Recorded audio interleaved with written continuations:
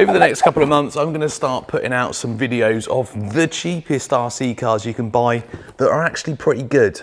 Well, obviously, I don't know if they're pretty good until I've done the review, but I've been looking around, looking at different stuff. This one's come from AliExpress. It only cost me, I think it was £48, which is less than $60. It's a 1/16 scale, ready to run. It's got this classic body. They do another one. I think it's like I want to say an Alpine style body. Pretty sure it's fully proportional. Let's see if it's any good. Instructions. Charger, screwdriver, looks like some drift wheels in it and some stickers. Transmitter, just a cheap generic one. Steering trim, steering dual rate, steering reverse. It's got a channel 3 there and a 3-position switch. That might be for an electronic sort of speed change. Low, medium, high, at a guess.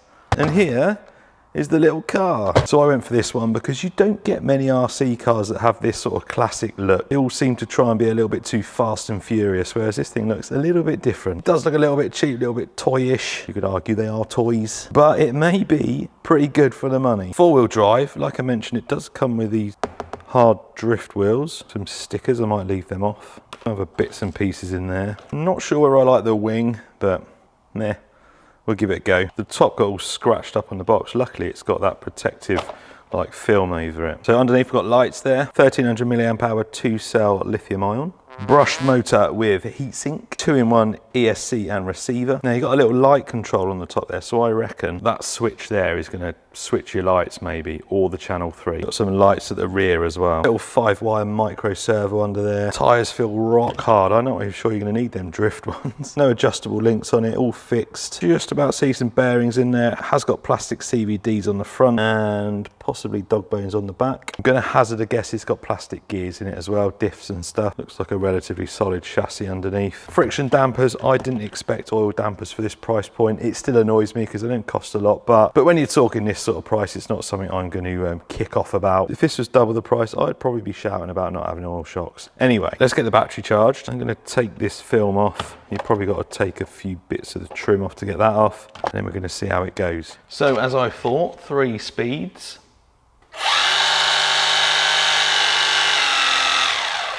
All done on that switch there, so that's the lowest speed, and then all the way up there, that's the highest speed. Steering servo, yeah, a little bit weak. Oh, hang on.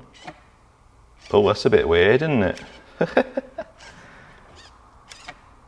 It's got indicators, but it's the headlights. I'm not sure whether I like that or not. That is a bit weird. Speaking of headlights, look at all the different functions. So this is done off the channel 3. So just normal red at the moment. Press the button.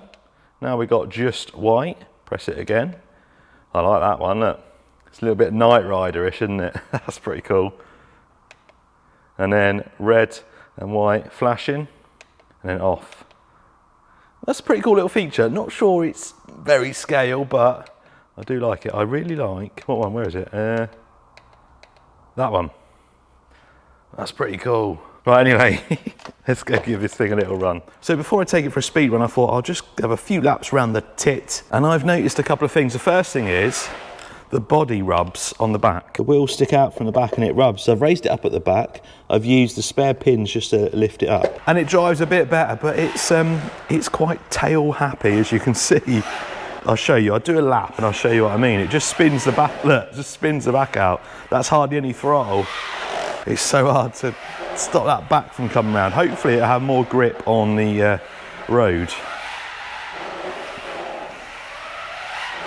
Nope. Let's try the drift wheels before we take it for a speed run. So it kind of evens out the front and the rear grip. So that is, yeah, it's more controllable with the drift wheels on than it is without. Them flickering lights is really annoying though. Oh, even with it switched off, it does it. Ah. Right, let's go give it a speed run.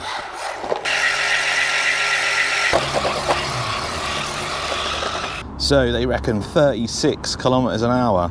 That is actually a pretty conservative speed claim for one of these companies. I'm impressed. Is it 36? Oh, that range is a bit rubbish. Is that out of range already? No way. Yeah, I'm not sure that's 36. Bit bouncy. Very bouncy, in fact. I think it grips a bit better on this surface rather than the carpet. Yeah, it's definitely got a bit more grip. Anyway, it's in kilometers an hour, the GPS. 31. That's not bad, actually. That is not bad. That's 19 mile an hour. Now, if you think some of the stock brush things like Armours and Tractors only do about 18 to 20 mile an hour, that's not bad. I'll give it another burn. Give it a chance to just get another mile an hour or two. 31, says 36. I think we can let it off for that. It's very bouncy. Wow. So what's my conclusion on this? Well, is it worth the money? I'd suggest it is. If you went into any generic toy shop and just bought like a toy grade cheap $50, $60 RC, you're probably not going to get something that's like this. Although it's borderline hobby grade, you could easily upgrade it, upgrade the electronics, make it a little bit more capable, put different wheels on it. And that's what you can't do with the toy grade stuff you get from, like, I want to say Walmart, or if you're in the UK, Smiths or Argos. A generic toy shop or Home Depot, you're certainly not going to get something like this for your money. Is it really good? Nah, it's okay, but I'd say it's certainly worth the money. I'll see you next time.